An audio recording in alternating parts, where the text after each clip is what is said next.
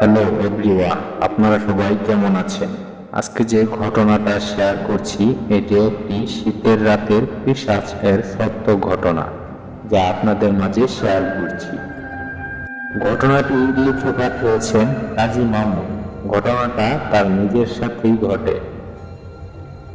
যেভাবে লিখেছেন সেভাবেই পড়ছি। আজকে আমি আমার দেখা একটি সত্য ভূতের কাহিনী বললাম, আশা করি পড়ে শোনাবেন। ঘটনাটি গত বছরের এক অন্ধকার শীতের রাতে। অবশ্য ভূতের ঘটনাগুলো সাধারণত অন্ধকার রাতেই হয়ে থাকে। যাই হোক, ঘটনার সেই রাতের 2 দিন আগে আমি গিয়েছি দাদুর বাড়িতে। আগেই বলে রাখি, আমার দাদুর বাড়ি গাজীপুরের কাপাসিয়ায়। যারা সেখানে গিয়েছেন তারা জানেন সেখানটায় অনেক ঘন জঙ্গল, আর চারদিকে গজারি বন আর বাঁশঝাড়।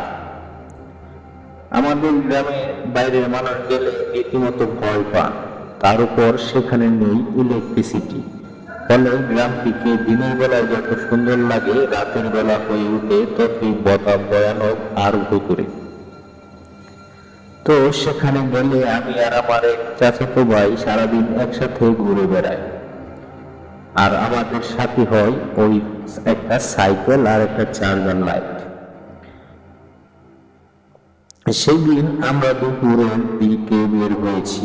গন্তব্য প্রায় 4 কিলোমিটার দূরে একটা কনসার্ট শেষ হতে হতে অনেকটা রাত হয়ে গিয়েছিল। আমরা দুই ভাই বাড়ি ফিরছি। তাড়াতাড়ি পৌঁছানোর জন্য একটা শর্টকাট রাস্তা ধরলাম।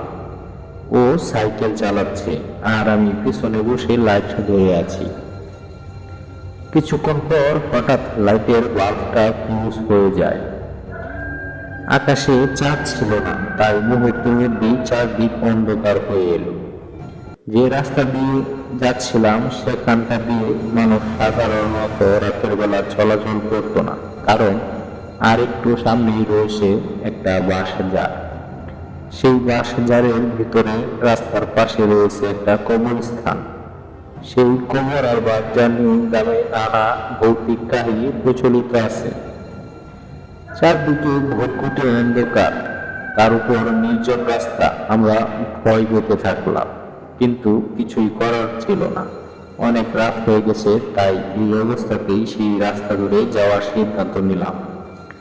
রাস্তাটি আমাদের ভালোভাবেই চেনা ছিল, তাই অন্ধকারের মধ্যে সে আমাকে নিয়ে সাইকেল চালাতে শুরু করলো। ঠিক সেই জায়গাটার কাছাকাছি এসে হঠাৎ সাইকেল সহ আমরা পড়ে গেলাম। আমার মনে হলো কেউ যেন আমাদের ধাক্কা দিয়ে ফেলে দিল। সাথে সাথেই সামনের কবরের দিক থেকে ভয়ানক জোরে খসখস শব্দ হতে লাগলো। আমরা অনেক ভয় পেয়ে গেলাম। আমরা সামনে তাকানোর পর যা দেখতে পেলাম তা ছিল এমন যে একটা লাশ কাফনের কাপড় পেঁচানো খসখস শব্দ করে আমাদের দিকে আসছে। এটা দেখে আমরা অনেক ভয় পেয়ে গেলাম এবং সাইকেল ফেলে উল্টো দিকে দৌড় শুরু করলাম। একটু পর বাজার থেকে লাইট ঠিক করে আমরা দুইজন ও আমাদের পাশে বসা একজন কাকাকে সাথে নিয়ে বাড়ির দিকে রওনা হলাম। ঠিক সেই কবরস্থানটার কাছে এসে দেখি সাইকেলটা ওইখানেই এখনো পড়ে আছে, আর সামনে থেকে কয়েকজন লোক আসছে। কাছে আসতেই তারা আমাদের জিজ্ঞেস করলো আমরা এখানে কোনো কিছুর শব্দ কিংবা কোনো কিছু দেখেছি কিনা। আমরা কারণ জানতে চাইলাম। তারপর তাদের মধ্যে একজন বলল তাদের মাঝের একজন নাকি কিছুক্ষণ আগে এই রাস্তা দিয়ে যাচ্ছিলেন। হঠাৎ কবরের ভেতর থেকে ভয়ানক একটা আওয়াজ আসতে থাকে। সেটি শুনে তিনি অনেক ভয় পান এবং দৌড় দিয়েছিলেন। আমাদের আর বুঝতে বাকি রইল না যে ঘটনাটা আসলে কি। তো ওই লোকটির জবাবে আমি কিছু বলার আগেই আমার ভাই বলল, আমরাও এরকম একটা শব্দ শুনেছি এবং কাফনে বেচানো একটি লাশ দেখেছি। এরপর আমরা উল্টো দিকে দৌড়ে গিয়ে বাজারে চলে গিয়েছিলাম, সাইকেলটা এখানেই ফেলে রেখে। যাই হোক, এরপর বাড়িতে আসার পর মাকে সব ঘটনা খুলে বললাম। তো মা আমাদের দুইজনকে নিয়ে আমাদের পাশের মসজিদের হুজুরের কাছে নিয়ে যায়। হুজুর সব ঘটনা শুনে আমাদেরকে পানি পড়া দেয় এবং বলে যে আমরা যেন 3 দিন রাতে বাড়ি থেকে বের না হই।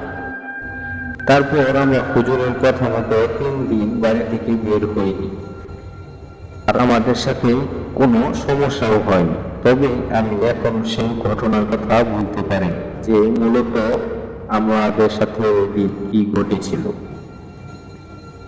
প্রিয় দর্শক, ঘটনাটি এই পর্যন্তই ছিল।